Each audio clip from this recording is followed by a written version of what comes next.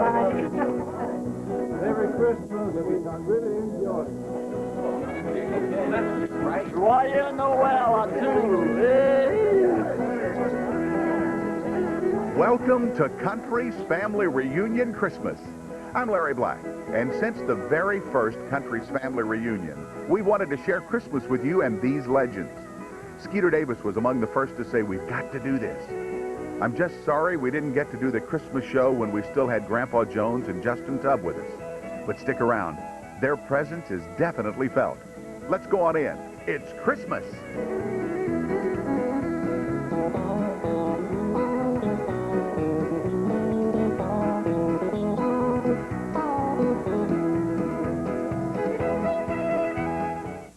Oh, Christmas time's a-coming, Christmas time's a-coming, Christmas time's a-coming, and I know I'm going home. Scarlet lilies a window, my old home's a-calling, tall pines a-humming, Christmas time's a-coming. Can't you hear them bells ringing, ringing, joy to all, hear them sing, when it's snowing I'll be going back to my country home. Everybody! Christmas time's a-coming, Christmas time's a-coming, Christmas time's a-coming, and I know I'm going home. Holly's in the window, home where the wind blows, I can't walk for running, Christmas time's a-coming. Can't you hear them bells ringing, ringing, joy to all, hear them singing, when it's snowing I'll be coming back to my country home. Christmas time's a-coming, Christmas time's a-coming, Christmas time's a-coming, and I know I'm going home. Make one, y'all.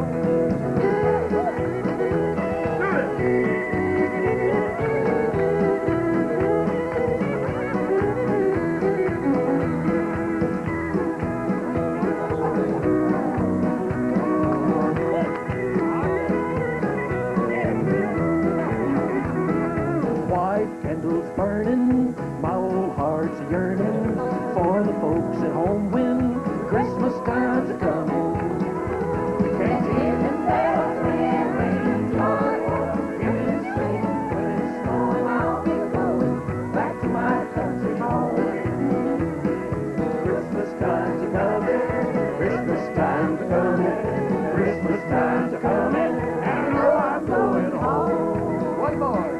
Christmas time's coming, Christmas time's coming, Christmas time's coming, and I know I'm going home.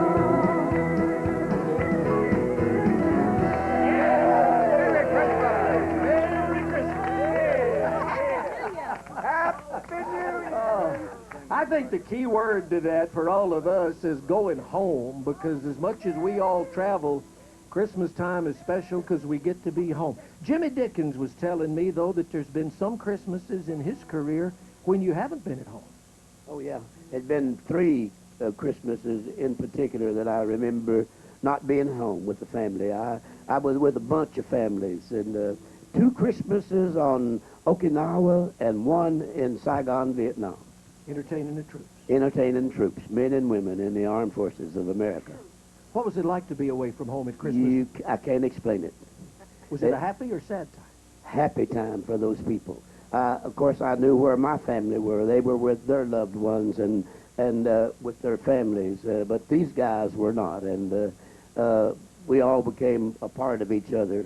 I just can't explain to you how they received the entertainment, whatever you done. You didn't even have to entertain, just be there, and it was beautiful. Anybody else been away from home at Christmas doing shows, anything like that? Okinawa, one Christmas. I spent Okinawa, Christmas in Okinawa, and I think you'd just been there.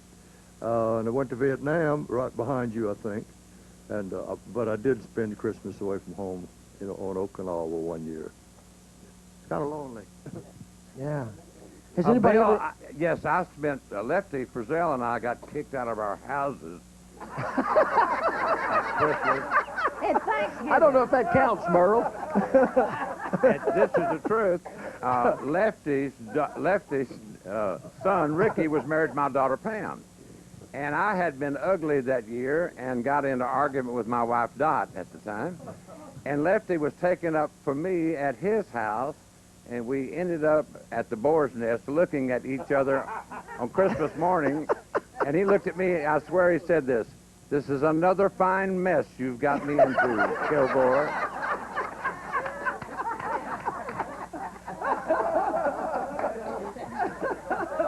But that was the only Christmas I was away from home. Jack? I was away from home for 3 weeks this Christmas. I was on the beaches of North Hollywood, Florida. I had 3 whole weeks I had to be down there, just walking on the sand. They hold you prisoner down there? Yeah, I couldn't get back. June wouldn't let me come home. I loved it. Jimmy? Yeah, I entertained the troops several times for Christmas. And I didn't even have to leave home. It was South Louisiana. We played some nightclubs there, son. You talk about some wars.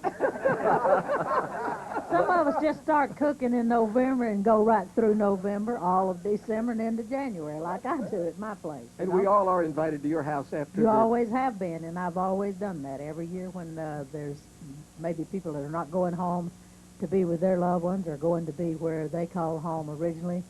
They're always invited to Jeannie Pruitt's house because there's enough food to go around and a lot of love for all of you. Oh, that's great. You know where we're going when this is over? I guarantee you. You've been there a few times. Too.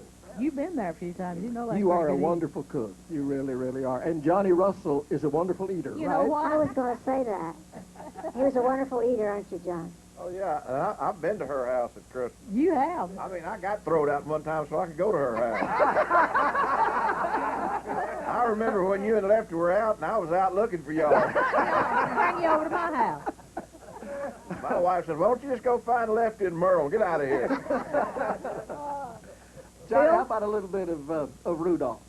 No, how about all of it? All of it. Oh, wait a minute. I forgot what we're getting paid. Okay, a little bit of it. Do all you want. Hit me up. A vamp. Well, Rudolph the red-nosed reindeer had a very shiny nose. And if you ever saw it, you would even say it glows. All of the other reindeers used to laugh and call him names. They never let poor Rudolph joining in the reindeer games. Then one foggy Christmas Eve, Santa came to say, Rudolph, with your nose so bright, won't you guide my sleigh tonight? Then how the reindeer loved him as they shouted out with glee, Rudolph the red-nosed reindeer, you'll go down in history.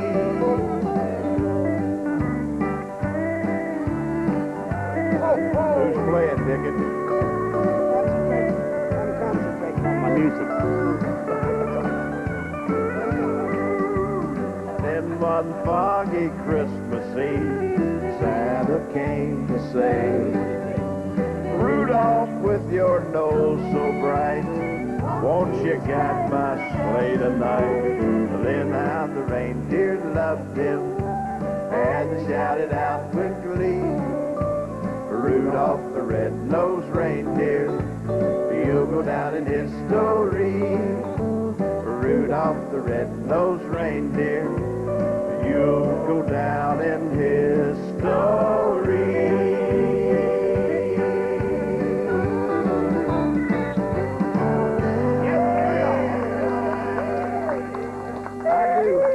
Whenever we do one of these Christmas things, I always do Rudolph. And the reason I do Rudolph so much is because Santa Claus talks in there, and I get mistaken for Santa Claus a lot. And it used to bother me. Like last year, I was in a restaurant, and a little kid came up to me and pulled on my jacket, and I looked down, and the little kid looked up at me and said, "Thank you for the presents."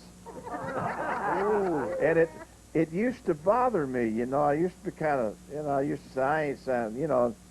But then I got to thinking, besides Jesus and their mom and daddy, the one person in the world they love more than anything is Santa Claus. Yeah. So I get a lot of love at Christmas time from people I don't even know. not many presents, but a lot of love. So I look forward to Christmas. Where did you spend Christmases as a young boy? Oh, you mean, well, spent first part of it in Mississippi, then we went to California and spent it out in California.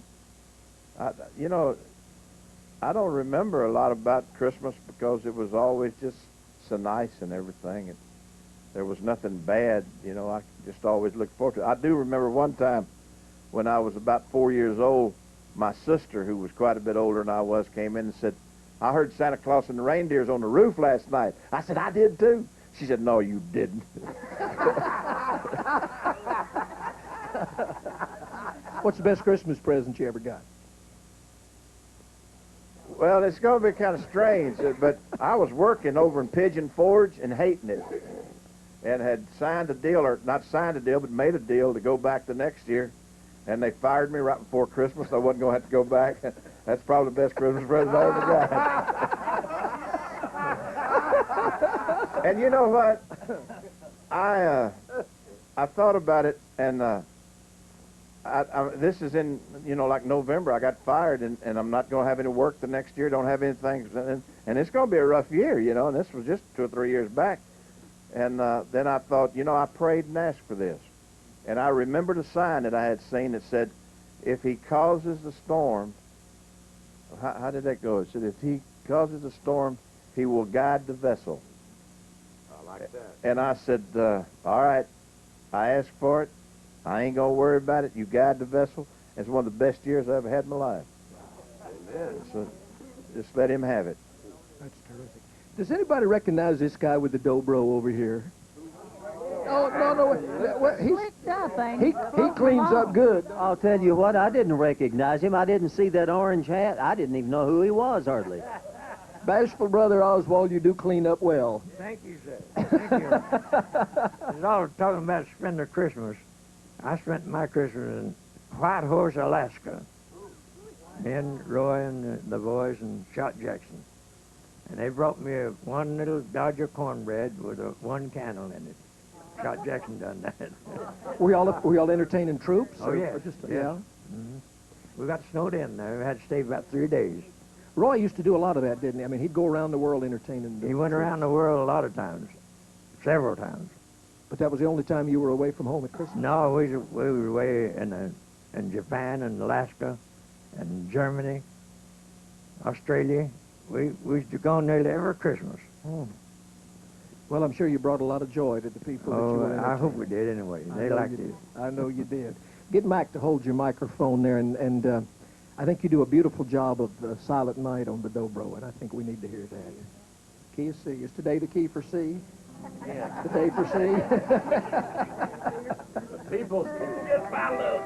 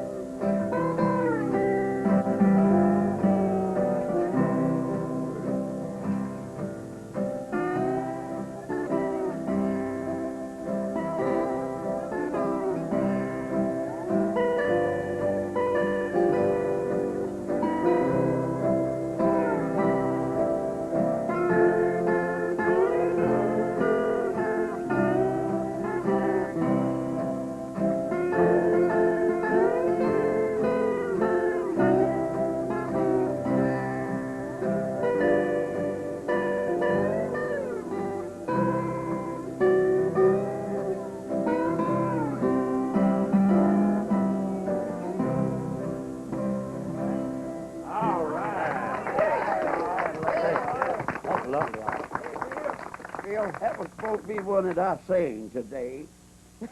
Well, you can Let's sing sing it now. You want to sing it now? All of us sing it now. Okay, what key you do it in? Sing key. All right, lead us. G, I believe. Silent night. Everybody. Holy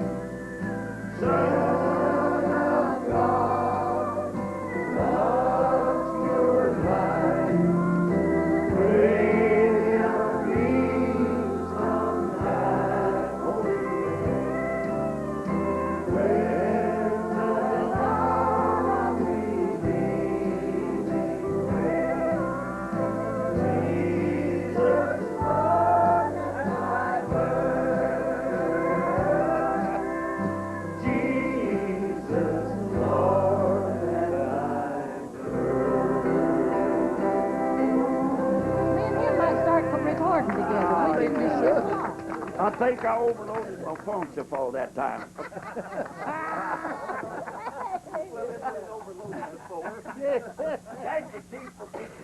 What was Christmas like when Bill Carlisle was a little boy? Did they have it then? Lily, that was before my time.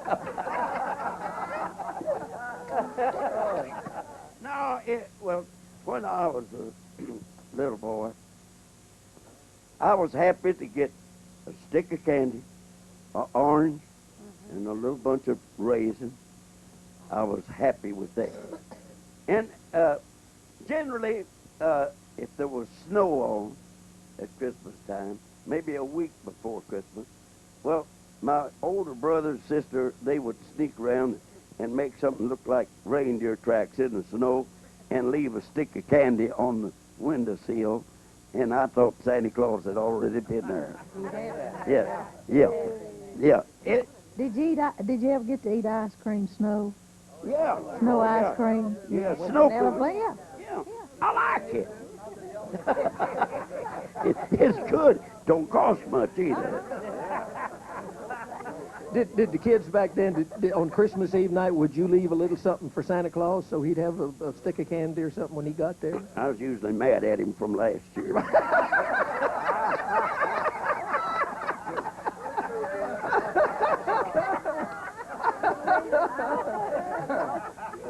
Be honest. Don't do that. I've got a friend down in Atlanta. Johnny was talking about that people think he's Santa Claus. Mac Wiseman's you probably had people do that. I've got a friend in Atlanta who really, really looks the part 365 days a year, and he goes out in the malls and all at Christmas time, and the kids come up on his lap. And I asked him one time, I said, what is the funniest thing that a kid has ever said to you? And he started laughing. He said, a couple of Christmases ago, this little boy climbed up on his lap and started telling him what he wanted for Christmas. He said, wait a minute, son, wait a minute. Have you been a good boy? Said little kid kind of looked down at the floor and wasn't going to answer, and he said, now come on, said, you got to tell Santa Claus, said, have you been a good boy this year? Said little kid looked down and finally looked up, he said, well, I had a pretty good August. Hey,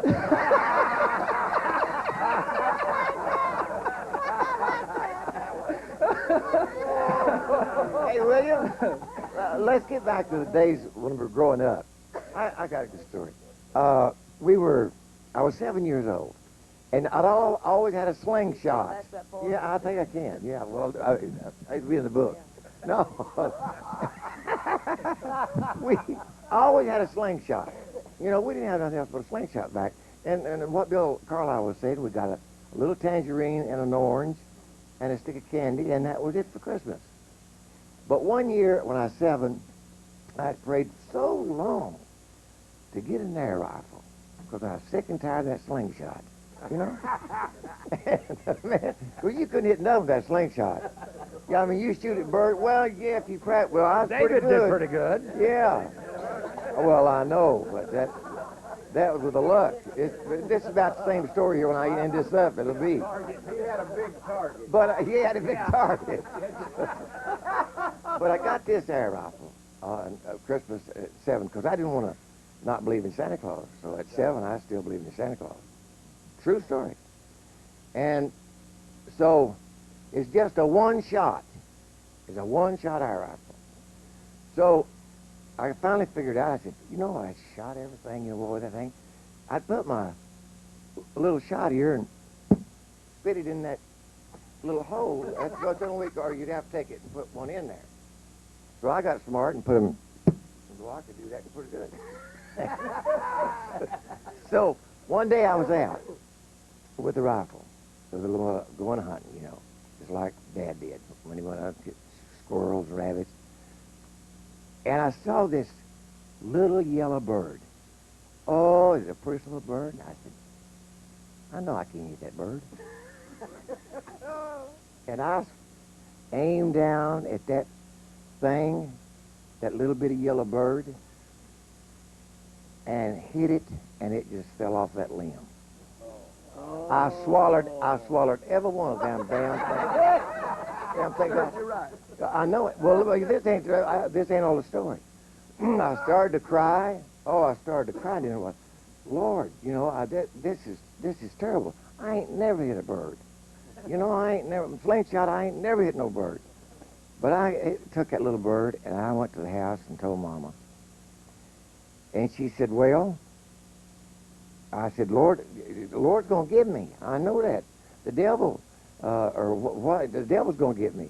And she said, well, you didn't mean to hit it. I said, no, Lord, Mama, I didn't mean to hit that little bird. So we took she said, all right. She said, so she got a shoebox. We put it in the shoebox and went to the garden and dug a little hole and buried it. And Mama said prayers over that little bird. I think. Well, just because of that air rifle, that Christmas air rifle. Bill, my mother and I, of course, being from West Virginia, we were up there where there was 3 or 4 feet of snow. Year round. We had snow all winter. Yeah, we really did, and I love it to this day, and miss it down here in Tennessee when we don't have snow like right now. But one of the most snow where I live. Mother, where do you live, Mother? On the mountain. She lives in Crossville. We one year, the most unique Christmas I think I ever experienced, didn't have anything to do with me. I just happened to be a bystander, and I got to be in on it. But we went up to Stoney's home. Daddy's. Yeah, to Daddy's home in Harmon, West Virginia. And we were visiting my grandmother, his mother, and having a nice time. And then we were up there for a few days for Christmas, you know. All of a sudden, the doorbell, or the knock on the door, and she goes to the door, and there must have been 25 adults come in a single file, sitting down like us, like all of us, all had sacks over their heads or sheets over their heads. Yeah. What? Strange clothes, something that Very they strange. normally wouldn't wear. The men would have on maybe high heels and hose and a dress. These were farmers. Now, wait a minute, Johnny Russell, don't go there. And they would sit there until you guessed who they were, while grandmother would serve them maybe pie or hot chocolate or something. And Mother said, oh, yeah, we used to do that when we were kids. You called it what? It's called bell snickling. We go bell snickling at Christmas time. Yeah. Bell snickling. Bell snickling. Where did that name come from? That's German. Yeah, German. Oh, is it? West Virginia, yeah. It means what? I don't know. It means sit around in a crowd guessing who each other is. It was the most fun Christmas because everybody had a good time, you know. We're going to go bell snickling after the show is over here. Jack Green, for many years, of course, as we all know, worked with the great Ernest Tubb and toured with him. And how many times you reckon you've played and been a part of the song Blue Christmas? Well, I know I played at least, for 5 years I did it 5 times at least. I know. No, we would do it. We would do it every show around Christmas time because Ernest, that was his biggest Christmas song, and I guess he had probably the biggest hit on it until Elvis come along, and it's always great. Yeah. Well, I think you ought to sing it. Oh, I'd love to. The band's got it ready over there, Jimmy Capps and all the boys.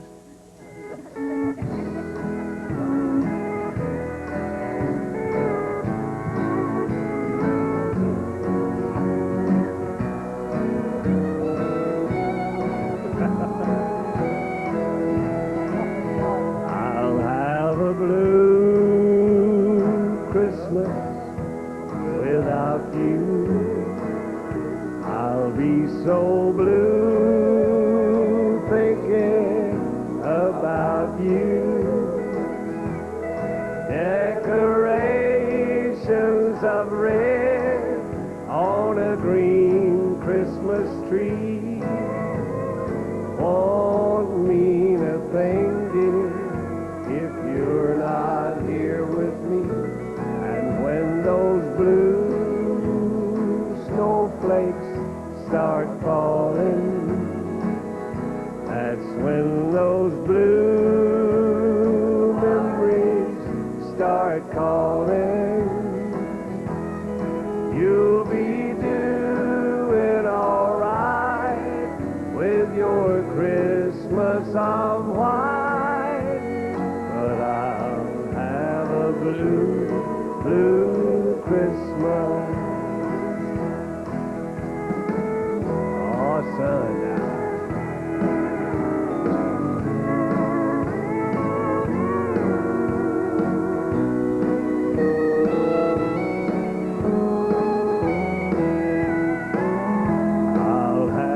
blue Christmas, I know, dear.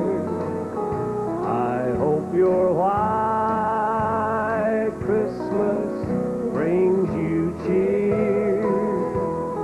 And when you kneel your prayers on this Christmas Eve, will you feel the same, dear, as when you prayed with me?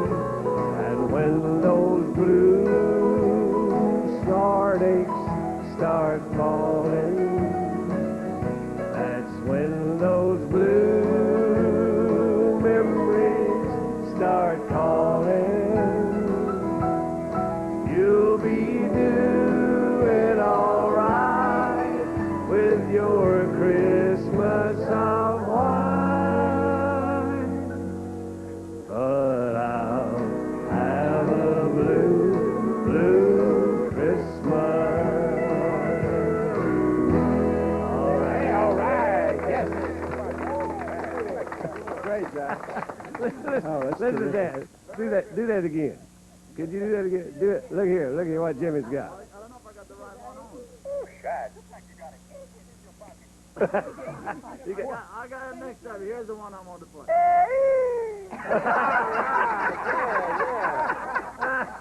Is that Merry Christmas in Cajun? Yeah, Merry Christmas. Thank you. That's funny. I bet there's nobody in the room can do what Margot Smith can do. I walked up to her just before we came in the room here. I said, can you yodel Jingle Bells? And you did. I'd never done this before, but I'll give it. I did it in the hallway. So Jingle Bells. I'll do a little of it. Hey, hey, hey, hey, hey, hey, hey, hey, hey, hey, hey, hey, hey, hey, hey, Don't that hurt? No, it feels good, actually. She's almost singing my song, Bingle Jells. Yeah, we're going to get to Bingle Jells before this is over. That comes right after the bell snickling. I've never snickled a bell in my life. Margot, I will. think you've got a serious song, don't you? You don't? Is it a fun song? It's a fun song. Oh, okay. I'll sing it to John.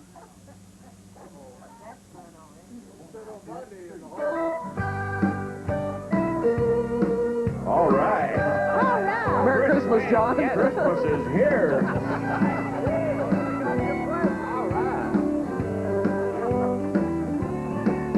Everything is going rightly.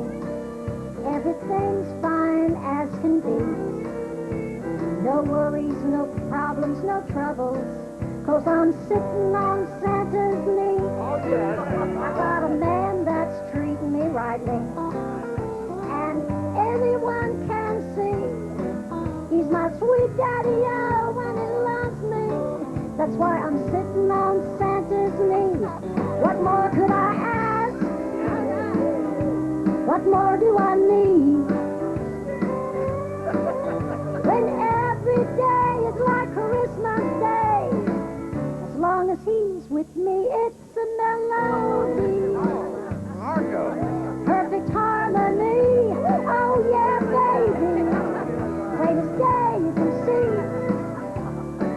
That I'm sitting on Santa's knee. Oh man.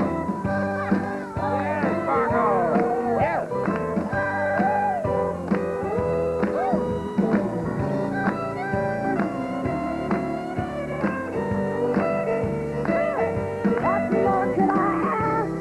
Oh, I don't know. What more do I need? When every day is like Christmas Day. As long as he's with me, it's a melody. Perfect harmony. Oh, baby, baby. Plainest day you can see that it's me. 'Cause I'm sitting on Santa's knee. He's my sweet daddy-o when he loves me. 'Cause I'm sitting on Santa's knee. Plainest day you can see that it's me. I'm on Santa's knee.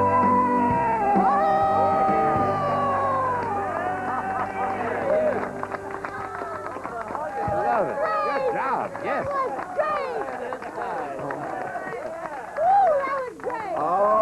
can say about that is ho, ho. You know, I've realized something. Y'all all know I've been married a bunch of times. How many? Huh? Well, I've had 3 wives. One of them died and 2 of them won't. But I've been married 4 times, and I just figured it out why. The wife is in charge of Christmas. Absolutely. I get tired of a Christmas style. I just change wives and then do Christmas a different way. And I do want to clarify one fact that she's married to one of my best friends, and I was just sitting in for him. I saw what he gave her for Christmas last year. That was fun. Thanks. You know, he dated a girl a long time, and she looked so much like me, didn't she? Yeah, she did.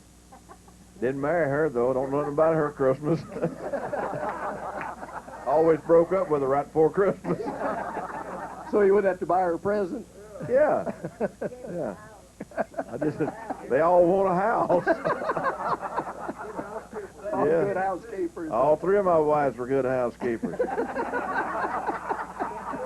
Next time I just find somebody I like and buy them a house. It's cheaper that way. Billy Walker was sitting over here while Margot was sitting on Johnny Ross's lap. You were telling me that you and Jimmy Dickens used to do some kind of a routine where he would sit on your lap. I'll tell you, we used to go on tour together, and there'd be these 30-day tours, and back then they would have, invariably, we'd have to go and promote the show on a noon television show, and it'd always have some woman, you know, that was a real highfalutin woman doing these noon television shows, and they'd look down on us country music, well, they called us hillbillies then. And one day up in Green Bay, Wisconsin, Jimmy Dickens and I, we was just, well, we wasn't feeling no pain. We wasn't drinking or anything. We was just acting crazy. Yeah.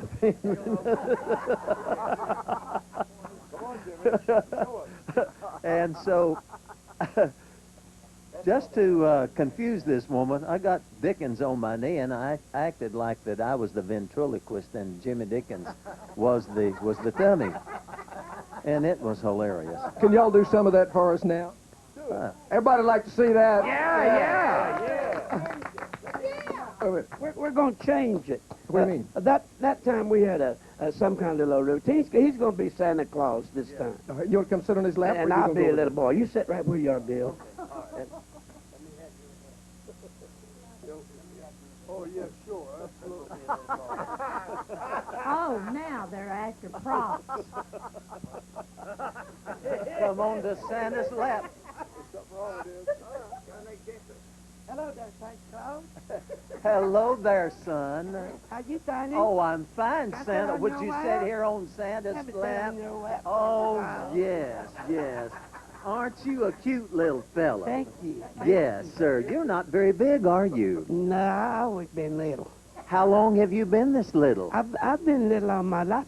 When I was born, I thought little mama carried me in her purse till I was 2 years old. Really? Yeah, and Really? I had another little brother that was smaller than me. He stayed in the Cub Scout till he was 23 years old. Is that right? Well, son, how many children were there? Whole bunch. A whole bunch. I believe it was 15. 15. 15 children. 15 children? There was 6 boys and 6 girls and 3 others. Well, my, what were their names? I don't remember them all. There's one little brother had a strange name. It was kind of clever because they named him after Mommy and Daddy. Daddy's name was Ferdinand, and Mommy's name was Lighter, and they named him Fertilizer. Didn't that make him mean? But he wasn't mean, little kid. Mama took him downtown one time in a crowd at the department store, and he, in front of 100 people, he come up to my mommy and said, "I got to go to the bathroom," and embarrassed Mommy. Oh, yes, And she told him, she said, "If you ever want to do a thing like that again, you tell Mommy that you want to whisper, and I know what you mean." And the next night I was laying on the couch, and he come up to me and said, "I want to whisper." And I said, "Okay, baby, whisper right there in my ear. He's not running me off, are you, Santa Claus? Yes, I am. I'm running you off. You might want to whisper in my ear.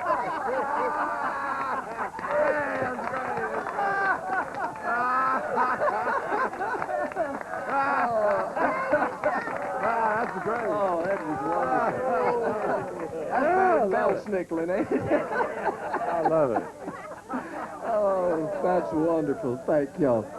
Jim Ed, can you follow that with a real pretty song, you think?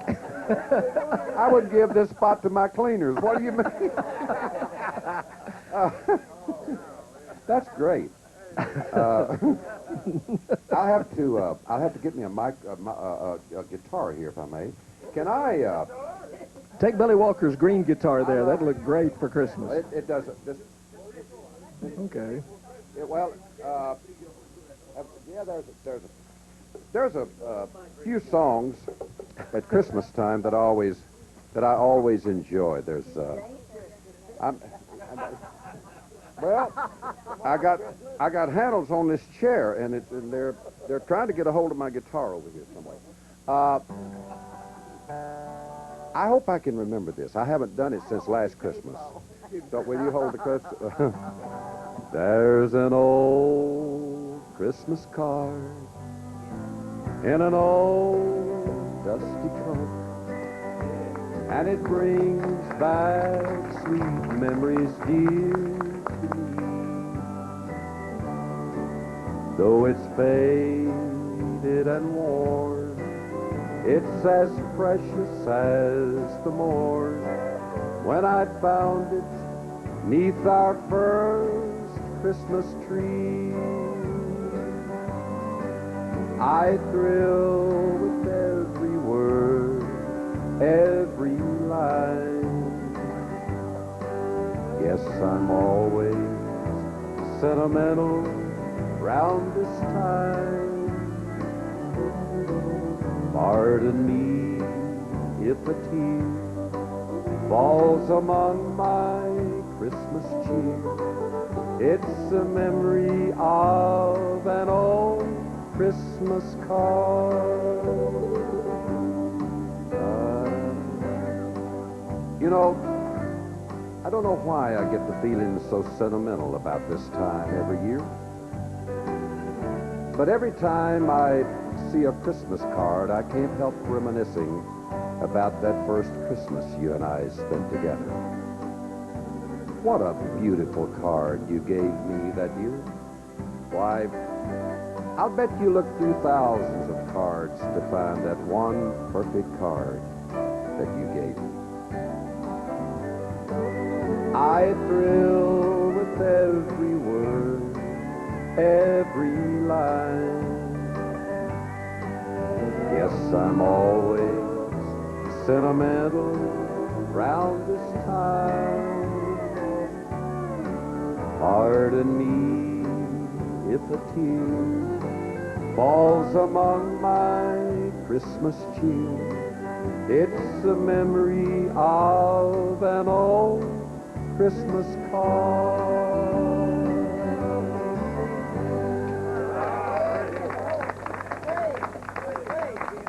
I love that old song. Didn't Jim Reeves record that? Yes, he did. That was in an album that he had. Well, actually, I think he had a single on it, too. What was Christmas like in Arkansas for the Browns? Well, did they have a slingshot? you know, I was born and raised on a little hillside farm down on the banks of Tulip Creek bottom, and there was 4 of us, and we didn't have a lot. But Christmas was still, as everybody has intimated here, we had all kinds of oranges and, you know, fruit and nuts and things. And Daddy, I remember one year I wanted a slingshot, so Daddy took one of the things off of the roof of the house and made me a slingshot. You know, back then we had what you call them, shingles, yeah. So he took a shingle off the house and made me a slingshot. I don't know if it leaked or not. I hope it didn't. But, yeah, no, the house. I remember. Leaky slingshot. Yeah. I don't know that I should even say this because I still believe in Santa Claus, but I remember the first year I found out Santa Claus didn't come to see me was Mom and Daddy gave me a watch. And they said we were not at home that particular Christmas, and they woke me up. We were staying at one of my uncle's houses, and I was asleep on the floor with 3 or 4 others. You know, all of us down there on the floor sleeping. But there was a whole, there was big families back then. But Christmas was always the happiest time of the year because there was always so much to eat, and everybody was so happy, and it was joyful. We didn't have a lot of snow down there, but I remember Christmases very well. They were fun. Did you ever work on Christmas? Did you ever perform on Christmas? Oh, yeah. You're talking about after I got into business? Yeah, but not a lot. Christmas is always a time, I've always felt that, well, now, Roy and Little Jimmy, and I know so many of them, entertained our soldiers at Christmas time, and I did that one time. But Christmas has always been to me, time for the family, and I've always spent it with my family. I love, from Thanksgiving, as Jeannie has said over here, there's always something on the table from Thanksgiving through Christmas, and I gain about 50 pounds every year between her house and mine. Talking about working on Christmas, a songwriter friend of mine was telling me the other day that he has a friend that they write a lot of songs together. And he said this guy is just one of these real intense songwriters, that's all he lives for is to write songs. And he said on Christmas morning one year, about 10 o'clock, this knock came on his door. And he went to the door, this guy was standing there, and he said, "Hey, man, let's write a song." And my friend said, "Do you know what day it is?" He said, "Yeah, man, it's Wednesday."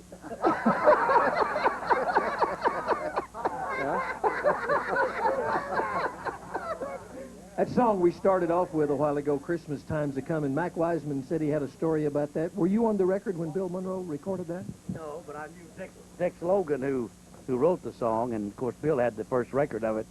And I think if we get a camera on Glenn Duncan over there, he might tell everything I thought was interesting. Somebody walked up and asked Bill if Jimmy Martin wrote Christmas Time's A-Comin'. And what did he tell him, Glenn? Well, no, sir, he didn't write that number at all. Why, Jimmy Martin don't even believe in Christmas. He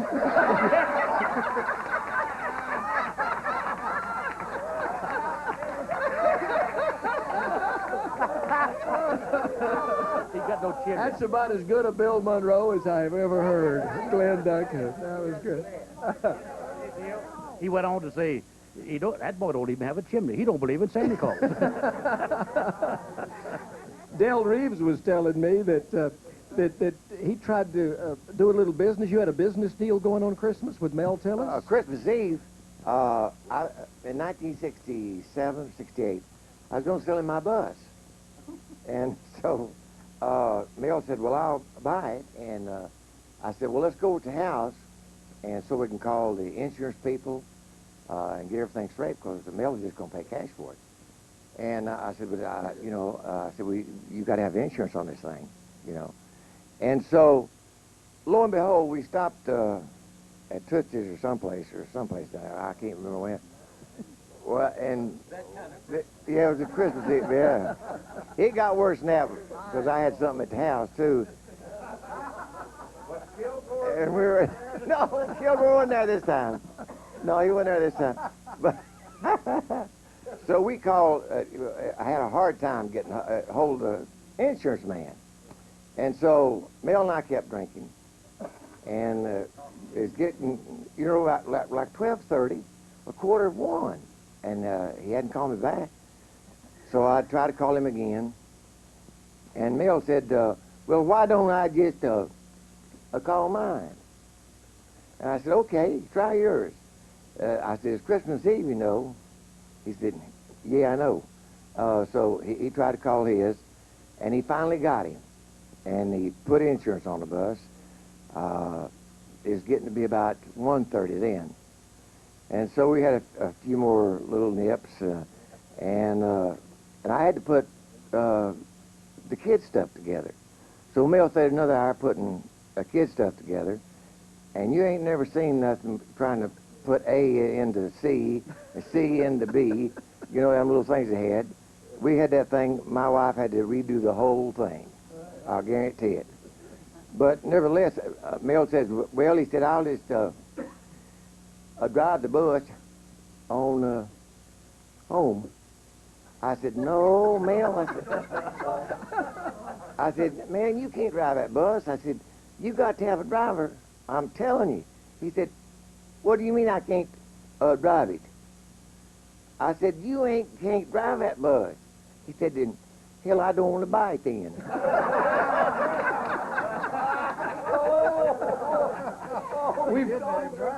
We've told so many Mel Tillis stories on these get-togethers. I want everybody to know Mel was invited to be here to defend himself, and no, he just he's on a tour and said he couldn't make it. But it's all in fun and in the spirit of a dear friend of ours. I was thinking, you know, I guess Johnny Wright and Kitty Wells have spent, what, 60-something Christmases together now? You guys have celebrated your 60th wedding anniversary? That's correct. Wow.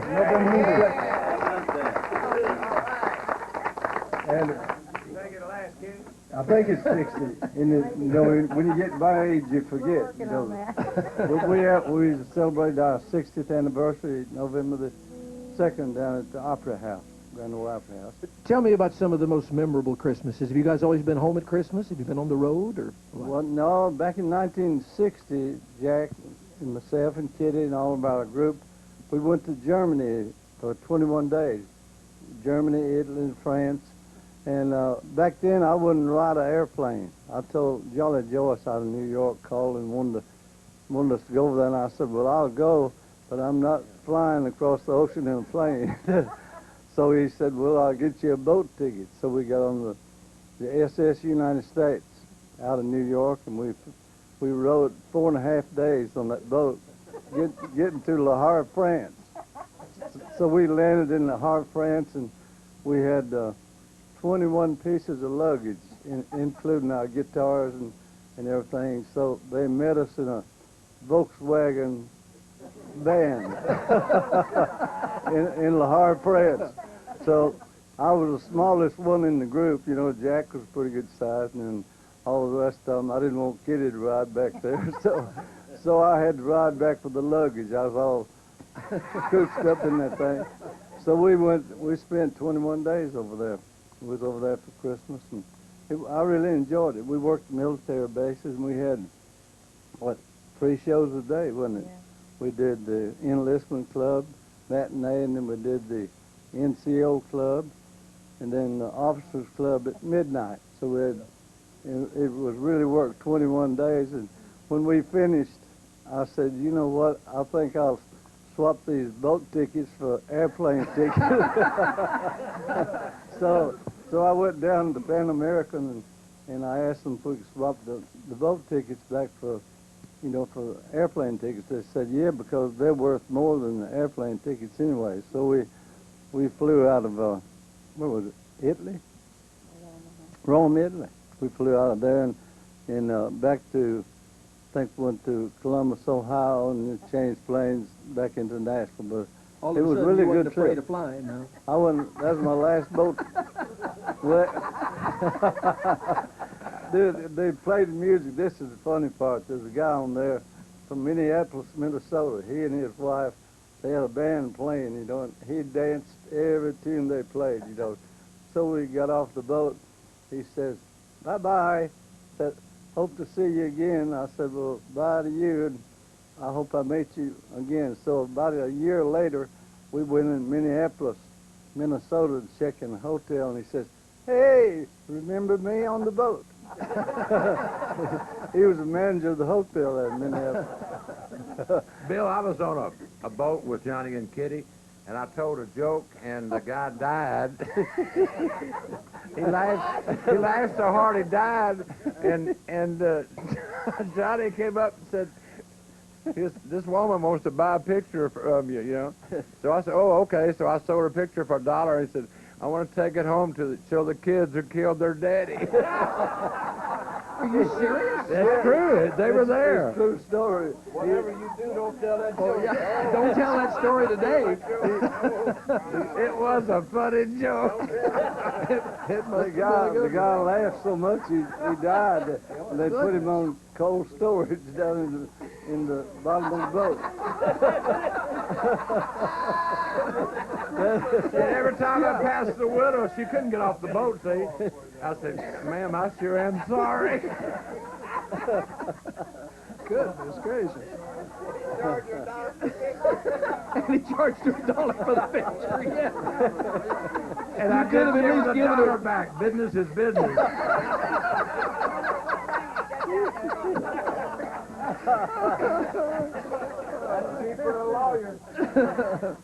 Kitty, what's the most memorable Christmas present Johnny ever gave you? Has he ever given you one? New car. A new car? Yeah. This Johnny Wright gave you a new car? Yeah. I worked hard for it, too, I tell you.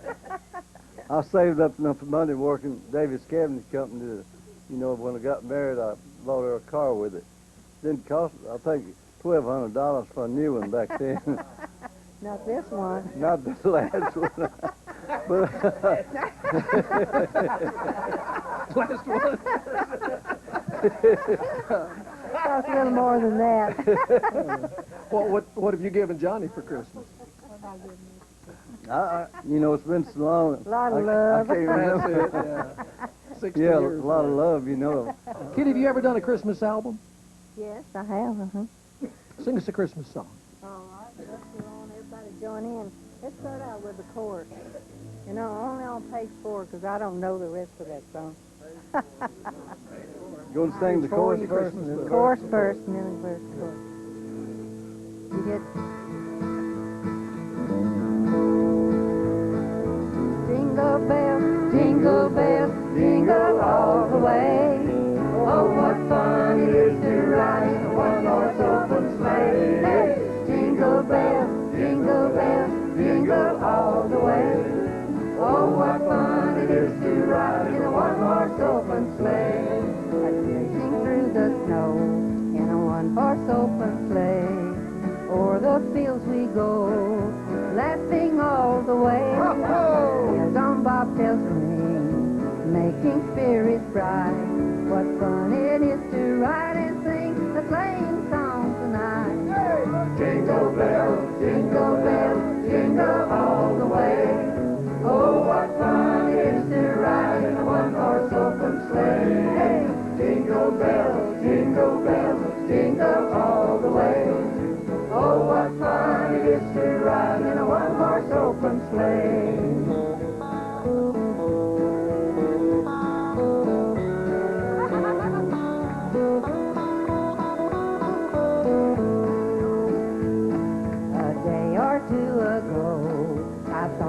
Take a ride, and soon Miss Fanny Bright was seated by my side.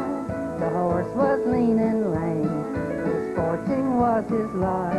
He got into a drifty bank, and then we got aside. Jingle bells, jingle all the way. Oh, what fun it is to ride in a one-horse open sleigh. Hey, jingle bells, jingle all the way.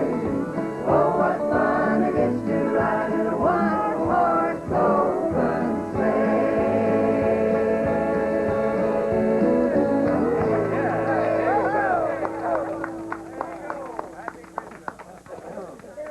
Oh, that's Who is good. Miss Fanny Bright? I don't know.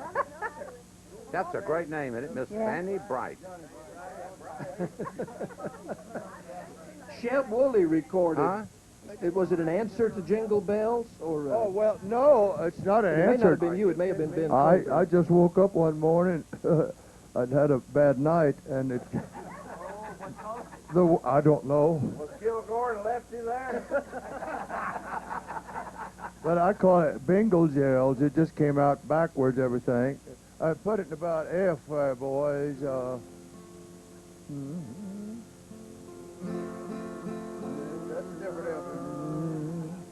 Bingo gels, bingo Wally, eh? Oh, but one it is root tied in a hunt horse sloping A. Hey! Bingo jails, bingo wally A. Oh, but one it is root tied. Yeah, well, you gotta listen to the verse now. Yes, yes. Smash. Smashing through the dough in a hunt horse sloping A, or the guild way full, wiping on the lane, bells on bob rails ting, picking mirrored sprite. What fun it is riding sick. I almost got it right. Bingo jails, bingo wally A. Oh, pot one it is root tied in a hunt horse sloping A. Hey! Bingo jails, bingo long day. Oh, pot one it is root tied in a hunt horse sloping A. No? Well, you get some right, some wrong. I don't know. Jeannie, you said you had some kind of story you wanted to share. we were talking about childhood memories, Christmas memories from when you were little, and Dale was talking about him and Jim Ed both, and how poor they were, but my family was 10 kids, all in one family, 5 girls and 5 boys, and my granddaddy lived on the same old country place with us, and he had 3 sons. So there was always a house full to feed and a house full to wash and iron for, but my mama mostly every year, what she tried to do for, maybe she couldn't do something for all of us, 1 or 2 or 3 one year and 1 or 2 or 3 the next year. So it came my year to get the new Christmas dress. She got out the sewing machine and sewed up the Christmas dress, and I put it on and got on the school bus, and the thing about the fabric that the dress was made out of, it was made out of Purina feed sacks. You used to get them sacks, and you get enough of them that matched up and wash them all and make clothes out of them. So I got on the school bus that day, and I was so proud of my little dress, you know, hunting me a good place to sit on the bus. I went back about middle ways of the school bus and sat down, and we stopped at the next farm, and one of the other country kids got on and had on a shirt made out of exactly the same feed sacks. Well, when you're about 10 or 12 years old, you know that every other kid on that school bus knows that you got on poor clothes. So this girl stood up on the front of the bus and she hollered, "Come on back here and sit by Jeannie, you'll fit right in." So, that being my Christmas gift for my mother, I cried all the way to school like a little old country kid would do, you know, and had my feelings hurt all day and tried to hide in my new dress, and even though I was proud of it, I was embarrassed and ashamed, too, because somebody else on the school bus was just as poor as I was and dressed just as shabbily, probably. But when I got home that afternoon, I went and told my mother, I said, "Mama, my dress was the hit of the whole school. Everybody just loved it. They just thought it was the prettiest dress they'd ever seen." So my Christmas gift back to my mother was never to let her know that somebody had hurt my feelings about her handiwork. Told Dolly Parton that story, and years later she wrote, "Coat of many colors." I don't think that had a thing to do with her thoughts. Maybe it happened in her lifetime, and most country kids that are poor knows exactly how that felt. I got a dress one time, but I did not. I always had a thing because I never got a new dress. I never got a new dress. Never had very many. I wore, you know, my brother's clothes most of the time. When I was a kid, I was a tomboy. And, but anyway, I got this little dress, and I knew where it had come from the neighbors down the road, and this little blonde-headed girl I didn't like anyway because she had pretty blonde curly hair, and I had straight brown hair, and I didn't like her. And so that one, it was her. To be Jeannie it was her. Seeley, yes. So anyway, they gave me this dress, and I knew it was a hand-me-down from hers. So I put it on and went outside and climbed up in the mulberry tree and got mulberry stains all over it. It was awful. I was, you know, I was a brat. But anyway, I was ashamed later, but not then. And I only got one doll in my life when I was about 6 or 7 years old. I got the one doll. And my brother grabbed it away from me, and on the back it said, "Unbreakable." It wasn't. He threw it on the concrete to see if it was unbreakable, and it wasn't. But you know, years later, one of my favorite singers is B.J. Thomas. I think he has one of the most beautiful voices. In fact, just a few years ago, they called me on the 23rd of December and said, "You got to come for a Christmas party." And I said, "Oh, but you live in Dallas, you know, somewhere." And she said, "Well, yeah." And I said, "I can't come down. It's the 23rd of December. I can't come down there for a Christmas party and everything." She said, "No, there's a plane ticket waiting for you at the airport. Just go." And said, "You'll get here about 5 o'clock, and just bring a change of clothes or whatever for the party, and you get a 5 o'clock a.m. back to Nashville and come to the party." And I said, "Okay, why not?" So I did exactly that. Caught that plane, stayed up, you know, all night, partied all night for the Christmas party, came home the next morning. But they gave me the only doll I have now, besides one that my mother made. My mother had a collection of dolls, and she made a Jan Howard doll, which has, and yeah, it has exact replica of everything that I wore the first time I went on stage. Little gold sandals, my whole bit, and in her handwriting, this little slip of paper pinned to the skirt that says Jan Howard doll. But anyway, BJ and Gloria gave me this beautiful doll. It's about this tall. And they said, "We knew you never had a doll. We want you to have a doll." So I still have that doll. But I want to tell you the most precious Christmas to me. I mean, it's one that really stands out. I had a lot of precious Christmases. Anytime all my sons were home was a precious Christmas. But the first time we moved to Nashville, they were still little. And I had moved to California when they were 1, 3, and 5 years old. And they didn't really remember snow. And so when we moved to Nashville in 1960, the only thing they talked about is we're going to have a white Christmas. It's going to snow for Christmas. Well, there was no sign of snow. Anyway, it got close to Christmas. There was no sign of snow. The weatherman, they would sit up at night and watch the weather report and wait for some sign of snow. There was nothing. And I thought, it's got to snow. It's got to snow. So as a positive movement, I went out and bought 3 sleds. I mean, bright, shiny sleds. They got to have snow. and the night before Christmas Eve, I always went up and talked to men, you know, before I went to bed, regardless of what time it was or how old they were. One of them was saying his prayers, and he said a P.S. Please let it snow, you know. He was saying his prayers.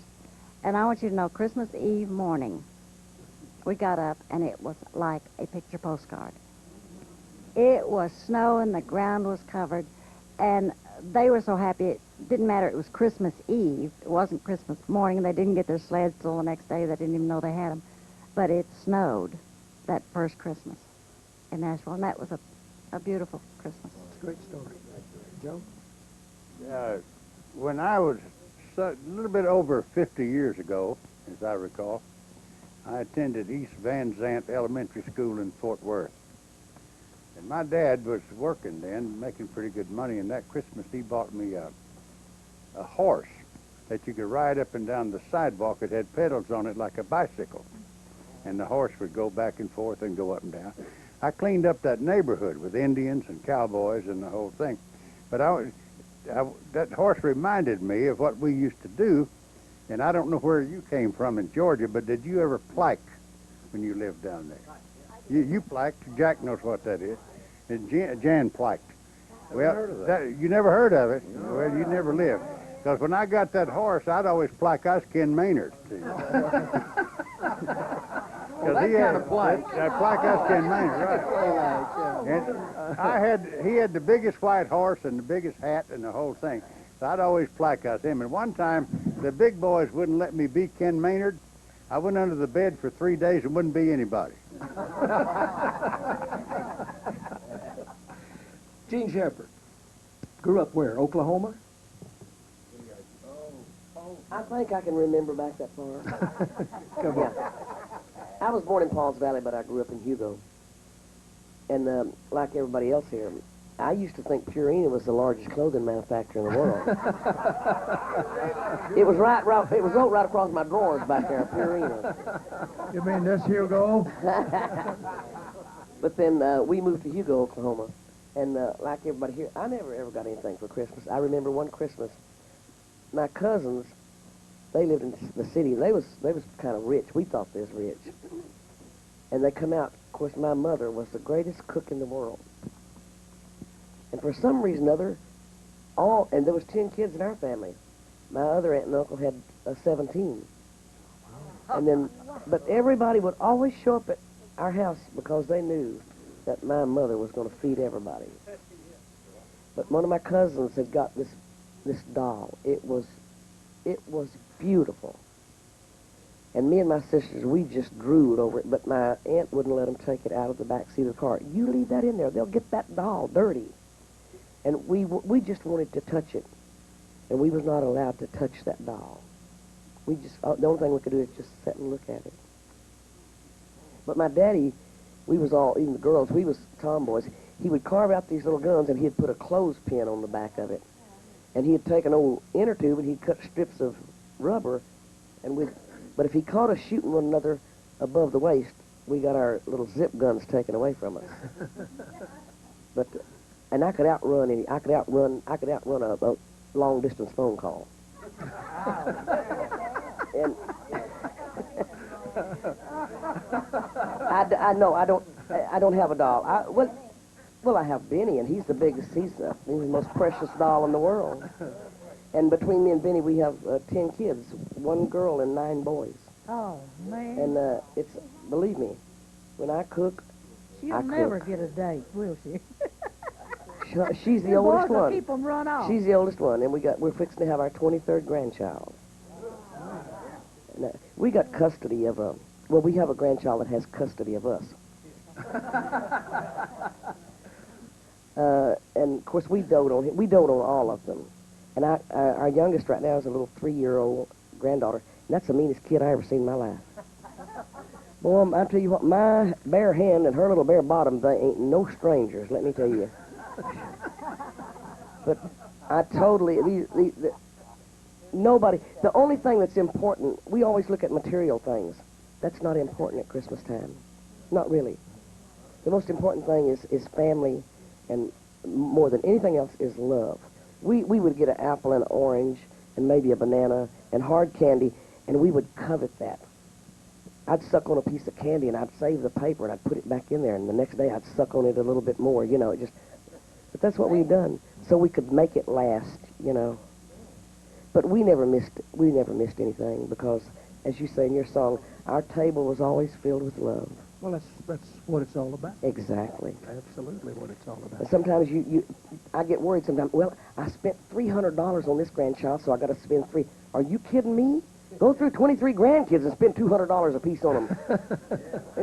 The national war debt ain't nothing. Yes. Yes. What do you do at Christmas now? How will you spend this Christmas? Will all the family come to your house? Yes, or? I do not. I have never spent Christmas away from my family. That's one, I insist on being home at Christmas with my family. I always have in the 45 years that I've been an entertainer. Because that's the most important day of the year.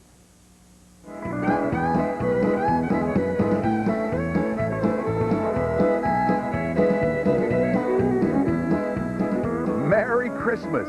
Isn't this fun?